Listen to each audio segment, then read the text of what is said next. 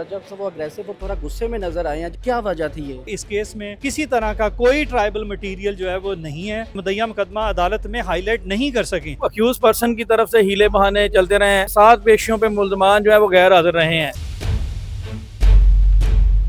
सुना है जब फयाज रामे साहब ने मेटा ग्लासेस की बात की है तो जब डर गया उसने ग्लासेस उतार के अपने पॉकेट में रख दिया।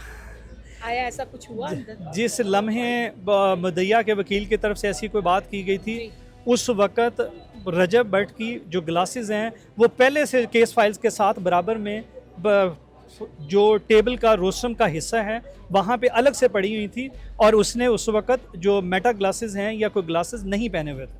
बिल्कुल सही है। पर्दे जुर्म का कोई अभी सीन नहीं है, आज पता चलेगा या कल पता? देखें, फ़र्द जुर्म की हद तक आज जो फेट जो है वो उसकी डिसाइड हो जानी चाहिए इंशाल्लाह ताला, और उम्मीद है कि हम जो है वो अपने दलाइल और जो अदालती रिकॉर्ड की स्क्रूटनी के बाद जो मुद्दईया के दलाइल के बाद भी जो है वो हम ये समझते हैं कि इस केस में किसी तरह का कोई ट्राइबल मटेरियल जो है वो नहीं है जिसकी बुनियाद पे अदालत आगे ट्रायल में प्रोसीड कर सके। इसलिए हमें अदालत से उम्मीद करते हैं कि मुअज़्ज़ज़ अदालत इन तमाम चारों मुल्ज़मान को इस केस से इसी स्टेज पे डिस्चार्ज व बरी कर देगी। ये बताइएगा कि फयाज रामे साहब के बारे में ये कहा जा रहा था कि उन्होंने डेड केस को पकड़े और डेड केस को उठाया, लेकिन डेड केस को पकड़ने के बावजूद इस केस पर तारीख दी जा रही है, फैसला अभी तक महफूज किया गया है, इसकी क्या वजह है? देखें, जब मुद्दईया के अपनी तरफ से या मुद्दईया के रिप्रेजेंटेटिव की तरफ से अगर ये बार बार मौक़िफ़ आ रहा है कि ये डेड केस था, तो आई बिलीव कि जो है वो यही केस की फेट है कि केस के अंदर बिल्कुल किसी तरह की कोई चीज़ जो है वो मौजूद नहीं है। रादर जो है वो कंट्राडिक्टरी और जो ऐसा मटीरियल है जो उनके अपने केस को निगेट करता है, और ख़ुसूसी तौर पे इन चारों मुल्ज़मान के ख़िलाफ़ तो किसी भी तरह का कोई सीरियसली जो है वो मटीरियल मौजूद नहीं है जिसकी बुनियाद पे अदालत आगे ट्रायल में प्रोसीड कर सके। हमारी जो है वो अदालत से बड़ी तवक्को है कि इंशाल्लाह ताला आज इसके ऊपर फैसला हो जाएगा, और मुअज़्ज़ज़ अदालत को इन तमाम चारों मुल्ज़मान को इसी स्टेज पर डिस्चार्ज व बरी कर देना चाहिए। बेहतर हो गया। आखिरी सवाल मैं पूछना चाहूँगा कि केस की आगे नोयत क्या देखते हैं, कब तक आपको लगता है कि ये केस खारिज हो जाएगा? फ़हद, मैंने आपको बताया कि मुझे आज जो दलाइल अदालत के सामने आए हैं और जो रिकॉर्ड की स्क्रूटनी अदालत के मामनत जो है वो की गई है और अदालत ने आज खुद भी जो की है, उसमें किसी तरह का कोई जो है वो ट्राइबल मटीरियल, कोई इनक्रिमिनेटिंग मटीरियल जो मुद्दईया मुकदमा के वकील साहब हैं या मुद्दईया मुकदमा अदालत में हाईलाइट नहीं कर सकें।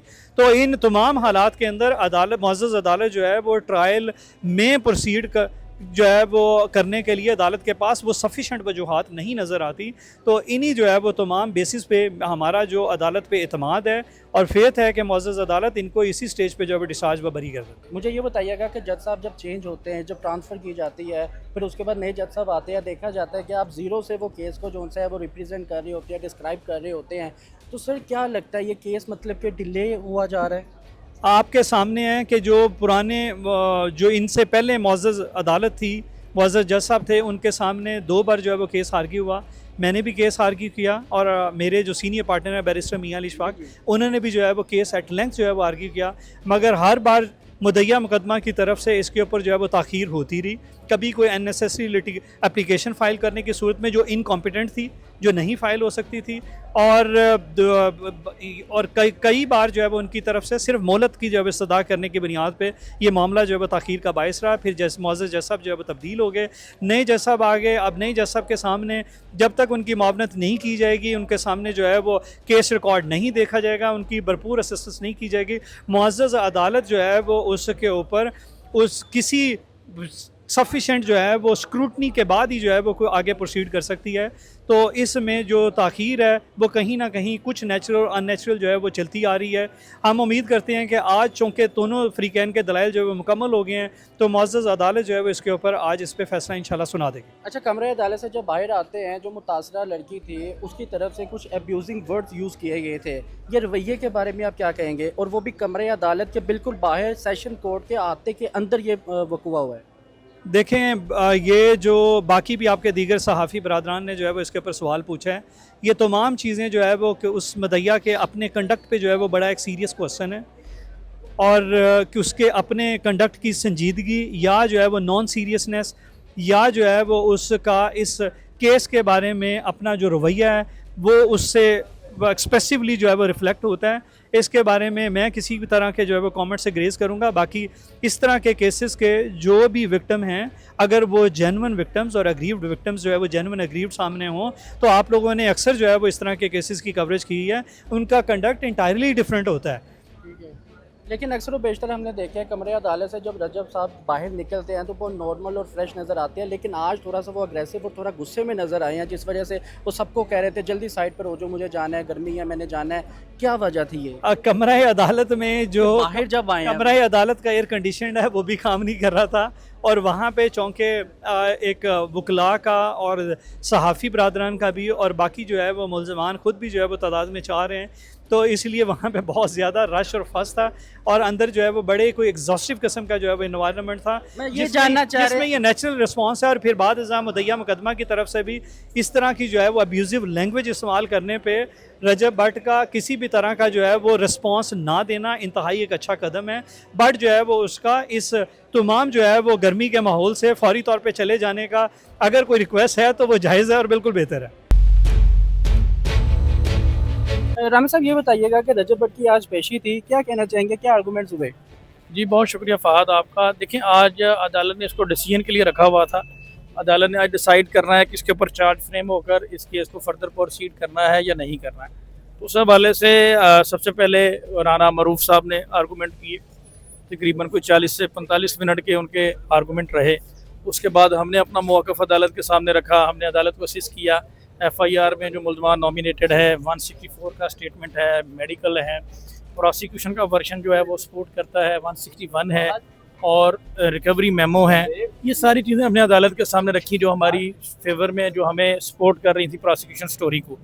तो उन सारी चीज़ों को हमने अदालत के सामने रखा। उसके बाद अदालत ने, अब ये अदालत का प्रेरोगेटिव है कि अदालत इसके ऊपर क्या डिसीजन देती है।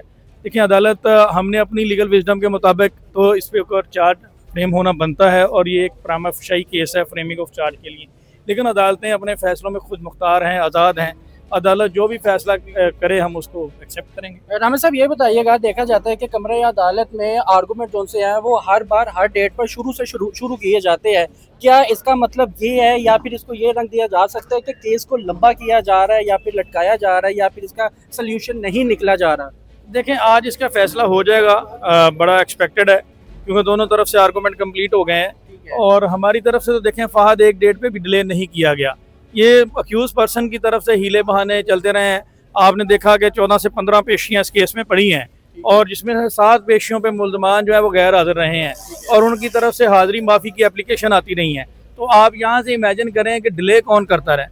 हम तो हर हेयरिंग पे अपीयर होते रहे हैं, और अगर आज भी हमने डिले करना होता तो डिलेइंग टैक्टिक्स करने के लिए मैं यहाँ पे ट्रायल का वकील हूँ, हमारे पास बेशुमार ग्राउंड है। सबसे बड़ा ग्राउंड ये था कि मैं आज भी एप्लीकेशन दे सकता था कि मेन अक्यूज सलमान का चलान जब तक नहीं किया जाता तो इसको कंसोलिडेट करके इनका इकट्ठा चार्ज फ्रेम करें। लेकिन हम मैटर को लिंगर ऑन नहीं करना चाह रहे। हम कॉन्फिडेंट हैं हमें इस बात का पूरा यकीन है कि हमारे पास सफिशेंट मटेरियल अवेलेबल है जो इनको सजा करवाने के लिए।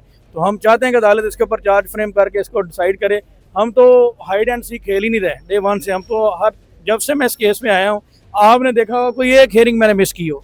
कभी मैंने कहा हो जी कि आज मैं हाई कोर्ट बिजी हूँ, वकील साहब नहीं आ रहे जी, आज वकालतनामा नया आ गया। एक ही वकालतनामा हर डेट पे अपीयर हो रहे हैं। लेकिन रामेश साहब ये डिले नहीं रहा। रामेश साहब माजरत से बात काटिए, ये बताइएगा कि आप ही ने कहा था, आप ही के अल्फाज है कि ये केस जो सा है वो डेट से या जीरो से उठाया गया है, लेकिन जीरो से उठाने के बाद भी डेट पे डेट दी जा रही है, तारीख पे तारीख दी जा रही है, तो उसकी क्या वजह है? भाई केस जीरो था तो इसीलिए डेटें पड़ी है ना। देखें अगर केस प्रोसिक्यूशन केस स्ट्रांग होता, सही से इसको शुरू से जो कंप्लेनर का मौक़िफ़ है वो रिकॉर्ड पे आया होता, तो जनाब इसमें सिंपल सी बात है कि फर्स्ट डेट पे चार्ज फ्रेम हो जाना था। और जब वो सारी मटेरियल अदालत में हमें रखने में वक्त लगा, जिसकी वजह से अदालत ने भी डिटेल इस मैटर को देखा, जिसकी वजह से ये लिंगर ऑन हुआ।